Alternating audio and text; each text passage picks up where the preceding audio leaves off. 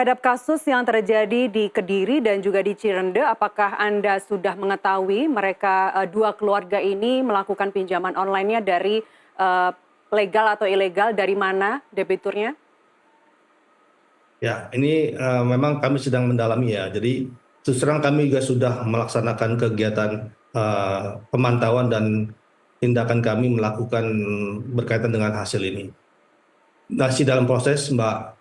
Kami pastikan apabila ternyata penyebab keluarga yang mohon maaf meninggal ataupun bunuh diri ini, kalau karena kelalaian atau pelanggaran diakibatkan oleh pelaku bisnis yang legal, kita akan melakukan eh, penindakan ataupun pemberian sanksi yang sangat tegas, Mbak.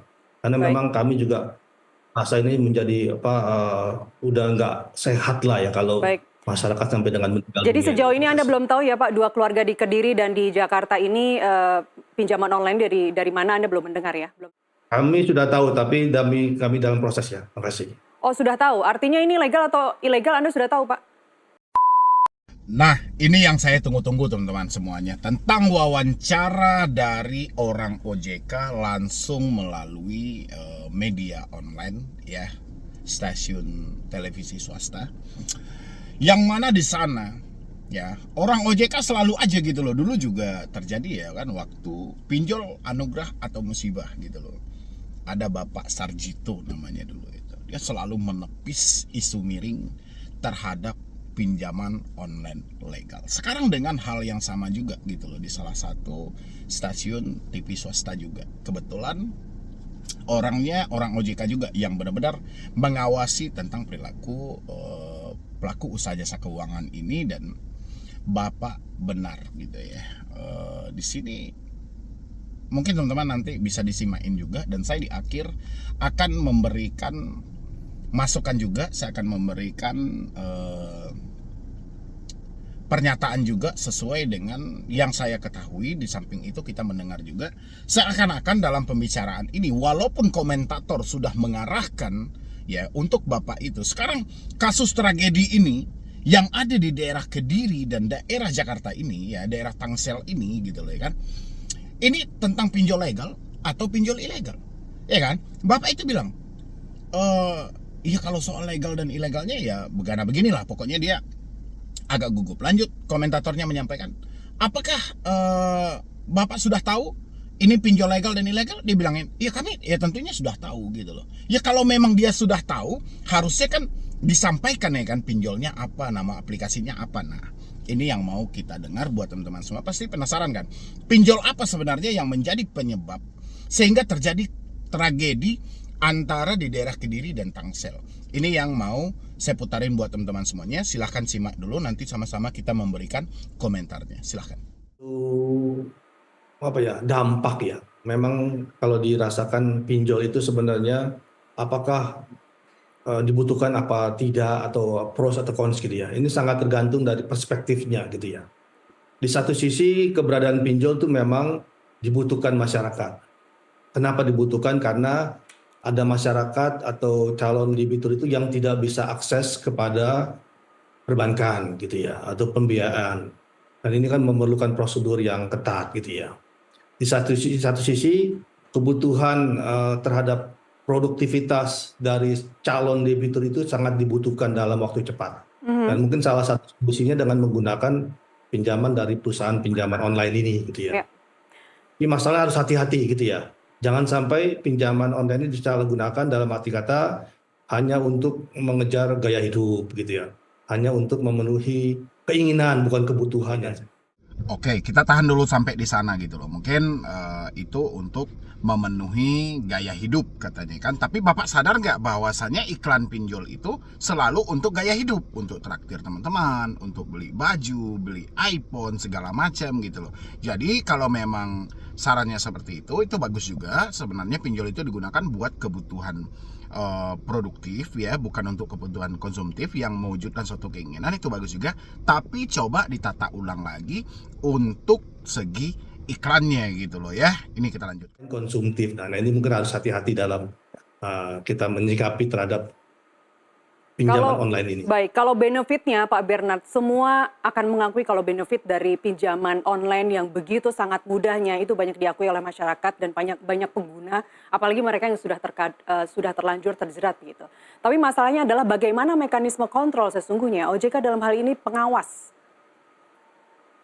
Ya, kalau kontrolnya adalah kita pertama ya membedakan mana pinjaman yang ilegal sama legal gitu ya.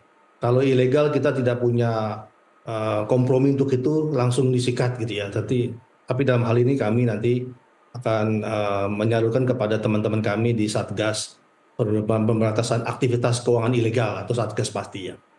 Nah, kita berbicara pinjal ilegal, yang legal maksudnya, legal dan berizin OJK Ya. gitu. Tentu saja kami punya tata caranya, termasuk pengaturan pembentukan penyelenggara ini sampai kepada tata cara penagihannya.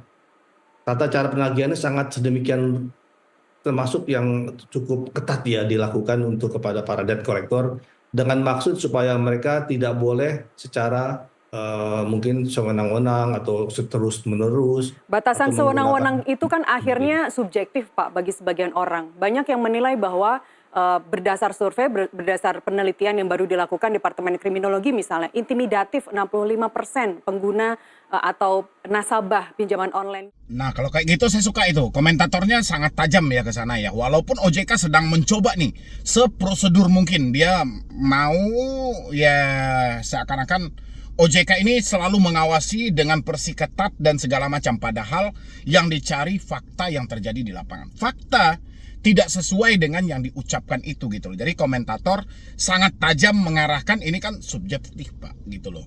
Iya kan? Jadi kalau orang-orang menilainya masih banyak tuh sebenarnya pinjol-pinjol legal itu yang tidak mentaati aturan. 65% masih menggunakan cara intimidasi. Nah, ini bagus ini. Dan saya pengen lihat dulu bagaimana jawaban yang diberikan oleh OJK terhadap hal ini gitu loh. Komentatornya sangat luar biasa. Saya gini, tajam banget gitu loh. Biar ini terbuka ya. Nanti kita lihat juga seperti apa sih orang OJK ini untuk menutupi hal ini supaya jangan lebar. Nanti dia akan masuk kepada kasus-kasus yang mulai viral. Teman-teman semuanya jangan lupa disupport. Kita lanjutkan lagi. 65% merasakan bahwa mereka yang debt collector ini rata-rata intimidatif kepada mereka. Belum lagi ada praktek doxing dan segala macamnya. Sekali lagi sebenarnya pengawasannya sampai seberapa jauh mekanisme kontrolnya?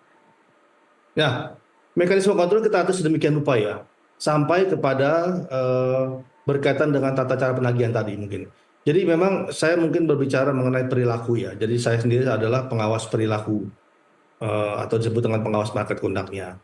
Di sisi lain, kami juga punya kolega kami yang mengatur ataupun mengawasi dari sisi prudensialnya nih. Jadi bagaimana kesehatan dari perusahaan pinjaman online-nya gitu ya. Mulai dari modalnya, subjek dari si pengurus yang akan memimpin kegiatan itu dan sebagainya, termasuk menseleksi secara ketat terhadap borrower sama lender gitu ya. Oke. Nah, kalau dari sisi kami adalah melihat dari sisi perilakunya. Kami melihat dari sisi perilaku termasuk ada tata cara penagihannya gitu ya. Dan kami sangat mengatur juga itu. Termasuk adalah tadi memang tidak menggunakan kekerasan, ancaman, waktu dan sebagainya gitu ya secara ketat. Tetapi memang dalam prakteknya namanya juga debt collector, manusia juga gitu ya. Kalau mereka sudah merasa sudah berkali-kali mungkin meminta supaya bisa berkomunikasi dengan calon debitur yang tadi yang prestasi, tentu saja ada batasnya.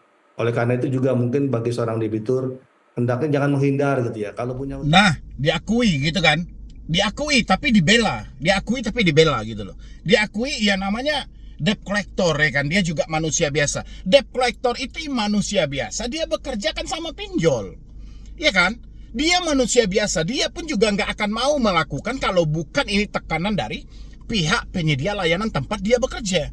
Ini harusnya OJK lebih jelas. OJK sudah mulai ke sudut ini di sini karena saya perhatikan si bapak itu sudah menjelaskan. Saya ini cuma mengawas soal perilakunya saja. Kalau untuk prudensialnya yang lainnya itu beda lagi orangnya gitu loh ya. Tapi yang jelas dia mengakui bahwa hal itu terjadi.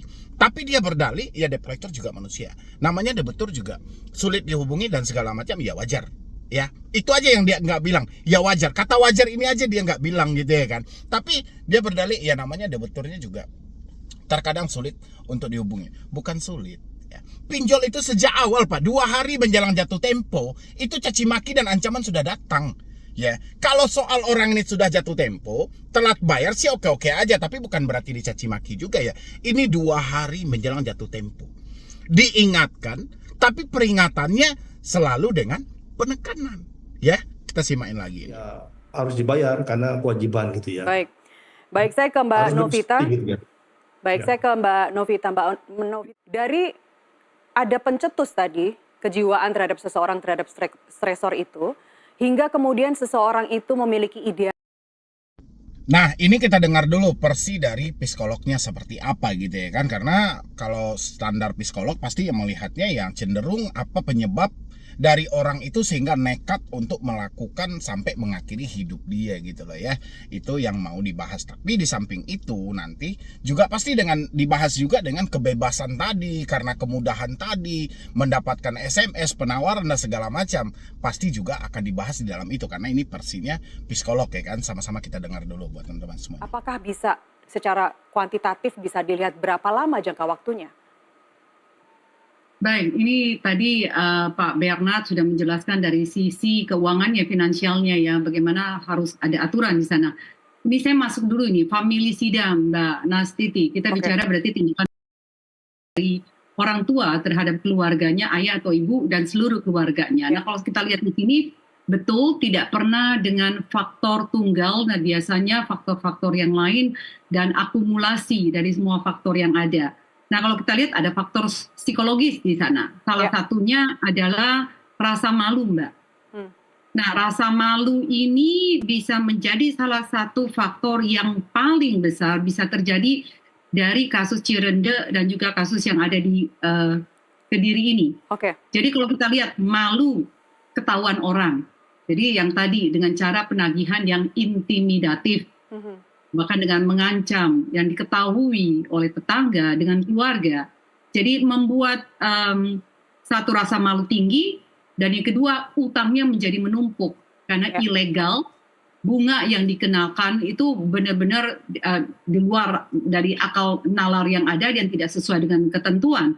Lalu pada saat mengintimidasi ini dengan rasa ancaman, Mbak. Jadi ada rasa takut juga di sana. Lalu ada stigma terhadap kegagalan finansial, bahwa kamu tidak mampu untuk bisa menghidupi keluargamu, kok punya anak tapi tidak bisa menghidupi. Lalu beban malu ini kepada seluruh anggota keluarganya. Lalu yang saya lihat lagi gangguan mental, Mbak. Kalau sudah ada penyebab, gitu ya, gangguan kesehatan mental, stresor sudah ada, dan kecemasan sudah ada, rasa khawatir dengan masa depan sudah ada di situ mungkin depression yang sudah ada, gangguan tidur, gangguan makan, lalu situasional, Mbak.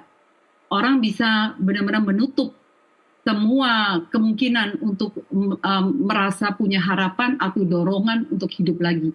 Sekali lagi ini disclaimer, trigger warning buat yang mendengar bahwa bukan menjadi solusi. Jadi, tapi kalau ditanya pertanyaannya di sini bahwa perlu sekali ada aturan dari OJK mungkin, dari pemerintah untuk bisa memberikan pengawasan dan pengontrolan bahwa pinjol ini kan di mana-mana. Penawarannya bahkan saya juga sering sekali menerima, Mbak Nastiti, bahwa butuh uang tunai tanpa ada agunan sama sekali, hari ini langsung cair, gitu ya. Nah, buat orang yang tidak punya pemahaman, edukasi, bagaimana keinginan dan kebutuhan, dan akhirnya menjadi jalan pintas dengan gaya hidup yang hedonisme, ingin mendapatkan sesuatu tanpa harus ada proses, dan akhirnya mengambil jalan ini, akhirnya terjerat utang, menumpuk, stigma tadi, psikologis, dan merasa tidak punya harapan.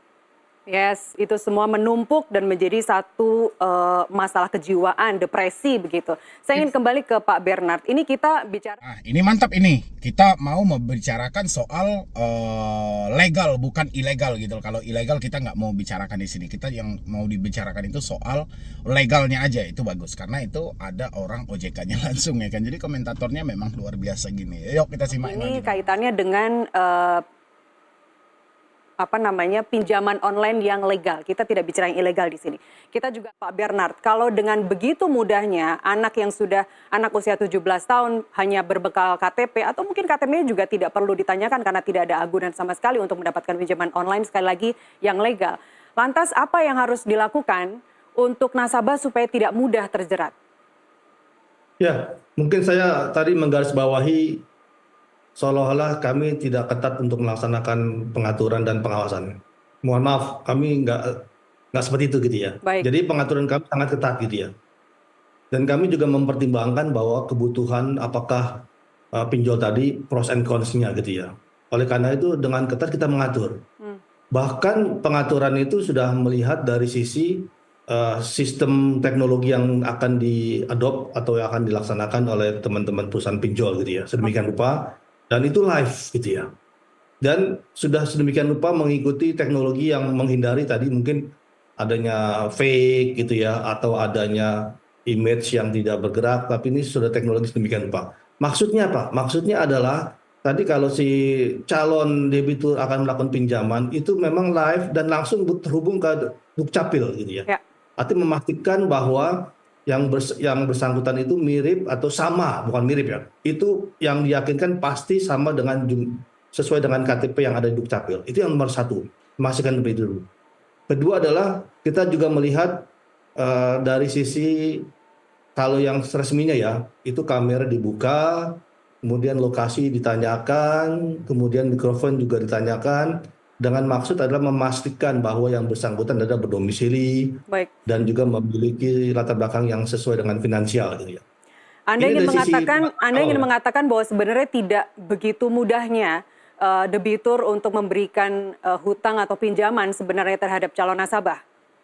Iya, karena seharusnya selektif ya. Baik. Tapi mungkin dalam praktiknya mungkin ada saja yang mudah gitu ya, karena terutama yang ilegal ya. Saya garis bawah yang ilegal itu memang sangat mudah karena mereka namanya ilegal kan tidak perlu membuang atau OJK melempar kali permasalahan ini dia tutupin lagi, ini pasti ilegal. Kalau ilegal kan memang semuanya serba mudah gitu. Padahal yang bermasalah itu, ya kan, yang ditanyain tadi kan anak-anak di bawah umur gitu loh, umur 17 tahun. Tapi dia bahasnya panjang lebar dan begitu komentatornya mau menyampaikan lagi yang begana dan yang begini, tapi si orang OJK-nya langsung sambut, terutama yang ilegal. Kalau ilegal kan selalu mudah. Padahal ya, COJK nomor 19 tahun 2023 tidak berfungsi sama sekali. Satu orang cuma boleh meminjam di 3 aplikasi pinjol. Yang terjadi adalah satu orang bisa meminjam lebih dari 3 aplikasi pinjol. Yang salah siapa? Yang salah penyedia layanannya, pelaku usaha jasa keuangannya. Mereka mengcek atau tidak. Karena mereka tidak ada analis,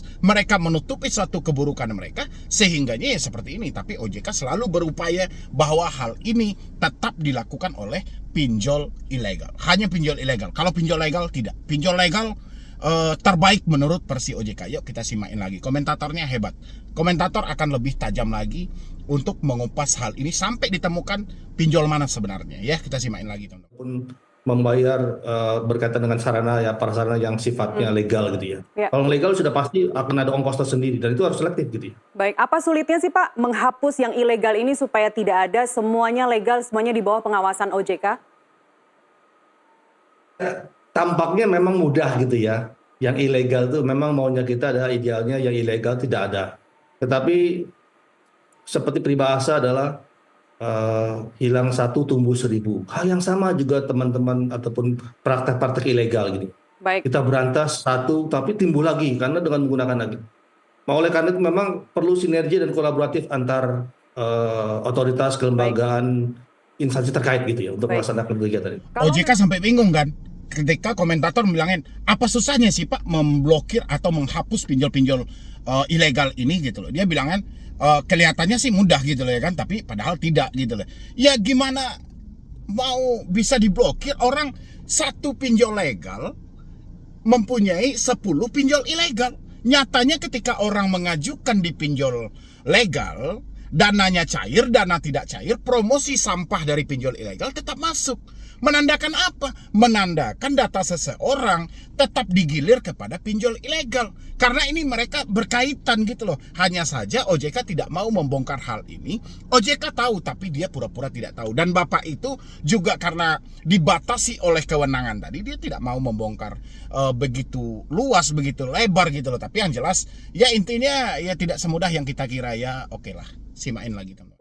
Hilang satu tumbuh seribu, kita tidak lagi bicara terkait yang ilegal, saya bicara yang terkait legal saja, Pak Bernard. Ya karena bapaknya nggak pernah duduk bareng kayaknya gitu loh. Harusnya kan dia itu nggak duduk bareng Bun, benar-benar lah mengawasi sampai ke lapangan, benar-benar meninjau sampai ke lapangan. Apa yang sedang terjadi? Ini enggak.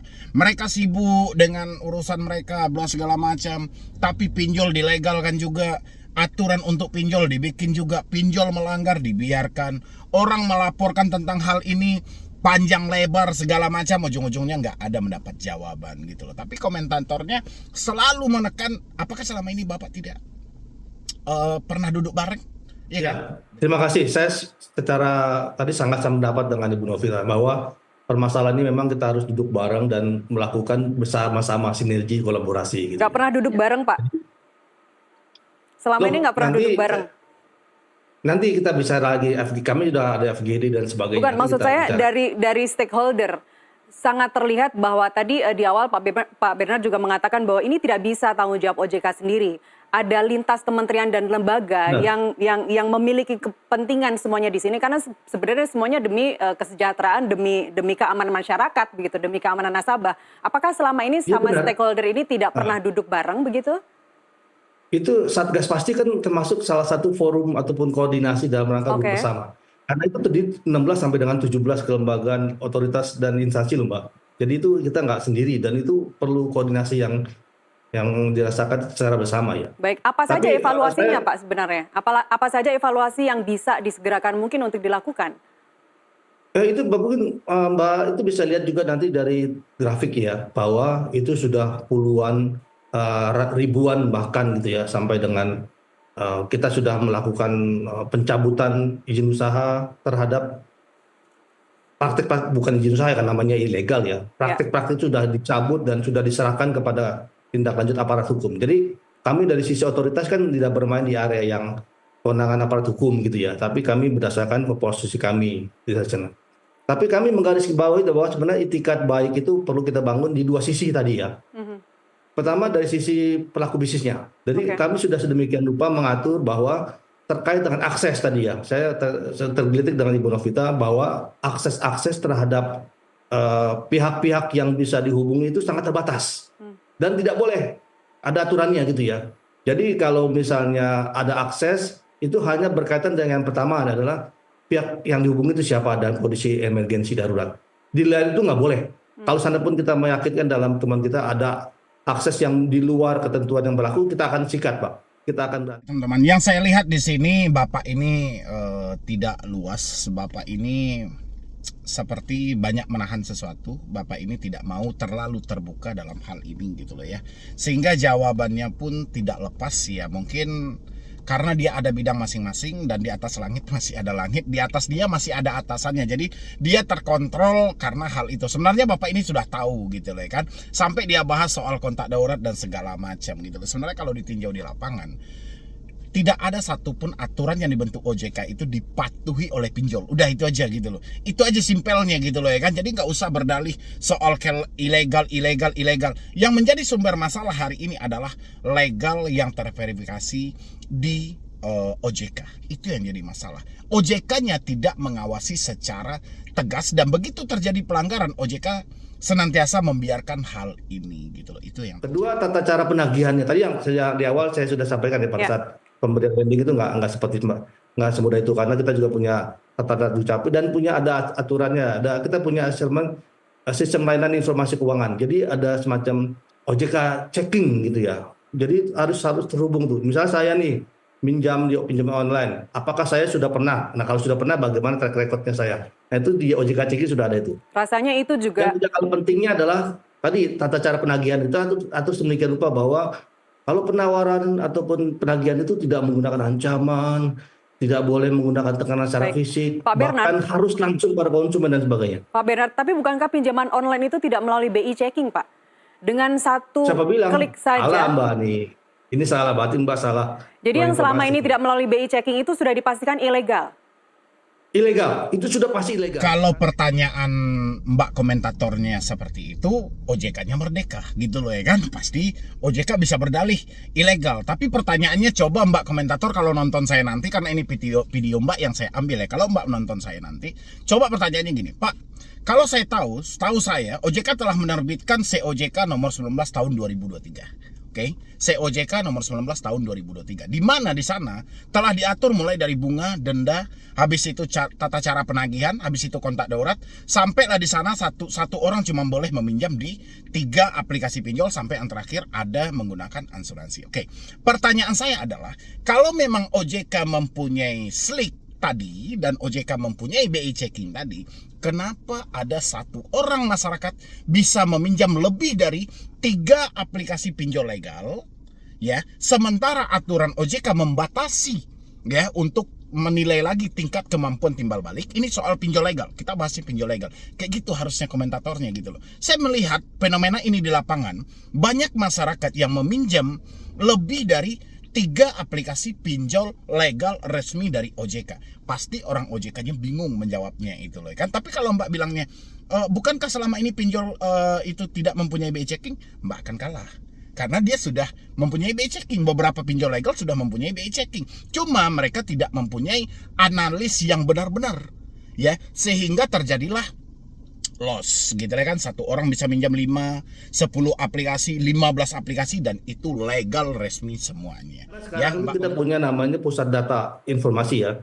Jadi teman-teman pinjol ini harus menjadi bagian dari namanya slick ataupun OJK checking gitu ya. Oke. Nah ini dari mereka informasi, jadi kita bisa ngeliat tuh calon debitur bisa ngelihat nanti masing-masing melihat, oh ternyata sudah pernah ya, ini nggak boleh, ataupun track recordnya kurang bagus, itu pasti akan Baik. ada Artinya nilai karena tersebut. benefit dari pinjaman online yang relatif lebih mudah begitu ya daripada mengambil pinjaman dari bank yang ada agunannya, di luar Itu benefit-benefit benar. yang sangat banyak itu, ada satu hal yang bisa dipastikan oleh calon nasabah untuk mengetahui apakah itu legal atau tidak, apakah itu di bawah pengawasan OJK atau tidak. Itu bisa dilihat berdasarkan apa Pak? Literasi pendidikan keuangan dari calon nasabah bukan? Selama ini Ya. literasi atau program pendidikan tentang pengelolaan keuangan itu sendiri ranahnya siapa Pak? Ya, ini ranah kami sebenarnya, Mbak. Pertama ya tadi kalau dari sisi tanggung jawab kami adalah melihat kebutuhan masyarakat dari sisi pinjaman gitu ya. Tentu pinjaman yang kami harapkan pinjaman yang produktif. Kami punya website, bisa cek nanti ya, ada websitenya di OJK itu. Ada juga berkaitan kontak 157, ada nomor WA, ada Instagram OJK, itu daftar listnya. Oke. Jadi kalau saat ini per 22 Oktober ya, itu sekarang terdapat 97 perusahaan pinjaman online yang legal dan berizin di OJK. Jadi 97 masyarakat saja. 97 Oke. perusahaan pinjaman online legal ya. Ini jauh berkurang Pak. Dulu waktu kita memulai ini ada sekitar 200-an. Tapi lama-lama kita benar-benar seleksi dan sebagainya, akhirnya survive 97. Ya, secara pasar survive 97. Baik. Karena kita Dan sangat itu besar. semua ada dalam website OJK. Ada Baik. website OJK-nya. Jadi bisa dihubungi ya. Nanti ada Mbak bisa lihat website OJK, ada bisa email konsumen@ojk.go.id. Baik. Ada Ini saya WhatsApp, sambil buka ada. Pak Bernard. Saya sambil buka. Ya, silakan. Tapi tidak ada Ya, bisa hotline-nya di kelihatan. situ Pak. Tidak ada hotline Ada hotline-nya. dan berfungsi ya. Jadi salah satu edukasi ya. Oke, Kemudian oke. kami juga punya kolega, edukasi adalah benar tadi. Bagaimana mengedukasi juga masyarakat ya, supaya mereka berhati-hati kalau pinjam kondisi yang benar-benar butuh, dan butuh itu apa, dan kondisi yang mendesak Baik. gitu ya. Kemudian jangan yang konsumtif, produktif dan Baik. sebagainya gitu. Baik, tapi secara teknis Pak Bernard, apakah juga dalam literasi tersebut yang merupakan bagian dari OJK seperti yang Anda sebutkan, termasuk di dalamnya adalah seperti apa resiko jangka panjangnya kalau berhutang. Kemudian bagaimana dengan hitungan denda keterlambatan. Bagaimana juga dengan suku bunga yang mungkin floating akhirnya. Kemudian juga mekanisme pinjaman itu sendiri bekerja. Itu ranahnya OJK bukan Pak Bernard? Seperti apa selama ini itu Ya, sudah dijalankan? itu ranah kami ya. Jadi kembali lagi tadi yang hal-hal yang pokok-pokok yang berkaitan dengan finansial memang harus kita sampaikan kepada pelaku bisnis untuk memberikan secara informasi yang transparan gitu ya. Termasuk yang paling ramai dimasalahkan adalah seolah-olah bunga ataupun manfaat ekonominya tidak diatur. Enggak, salah itu. Kalau yang legal dan berizin di OJK, manfaat ekonomi sudah kita atur sedemikian rupa. Tidak boleh bagi pinjol yang memberikan pinjaman yang produktif itu tidak lebih dari 0,1% per hari. Kalau yang konsumtif bisa sampai 0,3% per hari. Kemudian apabila terdapat kelambatan, denda, dan uang prestasi dan sebagainya, itu kita atur sedemikian rupa tidak boleh melebihi 100% dari nilai hutangnya. Nah, itu orang OJK langsung yang menyampaikan teman-teman semuanya. Jadi kalau pinjaman produktif 0,1%, kalau pinjaman konsumtif 0,3%. Jadi produktif dan konsumtifnya 0,1% sampai 0,3%. Kalaupun terjadi nantinya ada denda, biaya layanan dan lain sebagainya, itu tidak boleh melampaui 100%. Jadi teman-teman yang mengalami telat bayar atau tidak mampu bayar, tidak sanggup lagi membayar, jangan pernah berpikir bunga denda itu bisa mencapai 1 miliar. Misalnya hutang Anda 1 juta tiba-tiba ditagih 100 juta. Hutang Anda 10 juta tiba-tiba ditagih 1 miliar, itu nggak ada ya. Yang ada itu kelipatan 100. Kalau misalnya Anda pinjamnya 1 juta, 100%-nya ya berarti 2 juta. 1 juta tambah 1 juta jadi 2 juta. Itu dari orang OJK langsung. Jadi kalau ada praktek yang menyimpang dan segala macam, teman-teman nggak usah terlalu khawatir dan jangan terlalu takut ya. Nah, itu sudah status demikian rupa. Jadi misalnya gini, kalau saya pinjam misalnya 2 juta gitu ya. Saya bermasalah. Dengan demikian saya denda, ada administrasi, ada keterlambatan bunga dan sebagainya. Maka maksimal yang boleh dikenakan adalah 2 juta plus 2 juta jadi 4 juta. Itu karena kita sudah mengatur, nggak boleh lebih dari itu, meskipun 10 juta dan sebagainya. Karena maksimal 100% dari nilai pinjaman awal. Nah beda kalau yang ilegal, ilegal itu luar biasa. Ini ada praktik-praktik kita temukan ya. Pinjam 2 juta mungkin bisa berkembang sampai dengan 10 ataupun 15 juta. Nah ini karena mereka unlimited gitu. Karena ilegal namanya. Nah, inilah yang kita tunggu-tunggu kawan-kawan. Tentang kasus yang terjadi di daerah Kediri dan daerah Tangsel. Apakah ini OJK sudah mengetahui? Apakah ini sudah terjadi karena pinjol legal atau pinjol ilegal gitu ya? Nanti kita dengarkan jawaban yang berbelit-belit yang terjadi sama bapak ini dan kita dengarkan dulu. Oke kawan-kawan semuanya, jangan lupa untuk disupport selalu channel Solusi Utang. Silahkan. Terhadap kasus yang terjadi di Kediri dan juga di Cirende, apakah Anda sudah mengetahui mereka dua keluarga ini melakukan pinjaman online-nya dari legal atau ilegal, dari mana debiturnya? Ya, ini memang kami sedang mendalami ya. Jadi terus terang kami juga sudah melaksanakan kegiatan pemantauan dan tindakan kami melakukan berkaitan dengan hasil ini. Masih dalam proses, Mbak. Kami pastikan apabila ternyata penyebab keluarga yang mohon maaf meninggal ataupun bunuh diri ini, kalau karena kelalaian atau pelanggaran diakibatkan oleh pelaku bisnis yang legal, kita akan melakukan penindakan ataupun pemberian sanksi yang sangat tegas, Mbak. Karena memang kami juga rasa ini menjadi udah nggak sehat lah ya kalau masyarakat sampai dengan meninggal. Jadi sejauh ini Anda belum tahu ya Pak, dua keluarga di Kediri dan di Jakarta ini pinjaman online dari mana, Anda belum mendengar ya? Belum tahu ya? Nah, apa yang teman-teman dengar? Apa dia bilang? Kami sudah tahu, tapi kalau memang sudah tahu ya sebutkanlah. Apakah itu pinjol legal? Kalau memang pinjol legal, kemarin sesuai dengan yang kami teliti sementara, ini adalah pinjol legal. Namanya ini. Nanti untuk bukti-bukti lebih validnya nanti kita tunggu dulu penyelidikan yang dilakukan oleh pihak kepolisian. Biar masyarakat tahu nih. Ya, jangan hanya diberatkan kepada ilegal saja. Kalau memang sudah tahu kan sudah ada namanya. Ya kan, misalnya pinjol A. Oh, pinjol A ini legal ini di bawah naungan kami, nanti kami dalami dulu. Ya, benar atau tidaknya nanti ya itu memang hakim lah yang memutuskan nantinya ya kan. Tapi sementara ini sudah terbukti bahwa memang dia ini ya pinjol ini dia legal. Kalau ini ilegal ini apa namanya? Ada nama aplikasi itu masing-masing. Jadi jangan berbelit dalam hal itu. Benar nggak teman-teman semuanya? Kami sudah tahu, tapi kami dalam proses ya. Terima kasih. Oh sudah tahu. Artinya ini legal atau ilegal Anda sudah tahu Pak?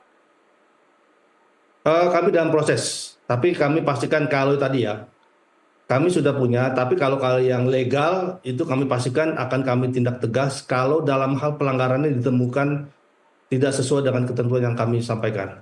Kalau yang ilegal serahkan kepada Satgas pasti untuk tindak lanjut juga sama. Kami sudah tahu katanya kan. Iya kalau memang sudah tahu ya sampaikan lah gitu loh. Ngapain panjang-panjang lebar lagi? Kami sudah tahu ini nama aplikasinya. Ya sudah gitu loh. Nah, menurut teman-teman gimana? Nanti kita lanjut ke part 2-nya. Silahkan teman-teman berikan masukan. Kalau saya pribadi sih ya apapun yang disampaikan tetap aja yang pinjol legal itu tetap menjadi yang terbaik bagi mereka gitu, walaupun sumber permasalahan terbesar terjadi karena pinjol legal. Pinjol ilegal masyarakat sudah tahu ya, mungkin hanya sebagian kecil aja yang kurang paham, tapi umumnya sudah pada tahu dan mengetahui ya. Oke ya teman-teman semuanya, mungkin dari saya cuma itu aja dulu, nanti kita lanjutkan ke part 2-nya. Terima kasih banyak atas supportan dan dukungan teman-teman semuanya. Mudah-mudahan kita bisa menstabilkan hal ini dengan suara kita nantinya. Kita bisa menciptakan pinjol-pinjol yang benar-benar berkualitas buat kedepannya. Oke, jadi sekian dulu dari saya, Medi Browning. Wassalam.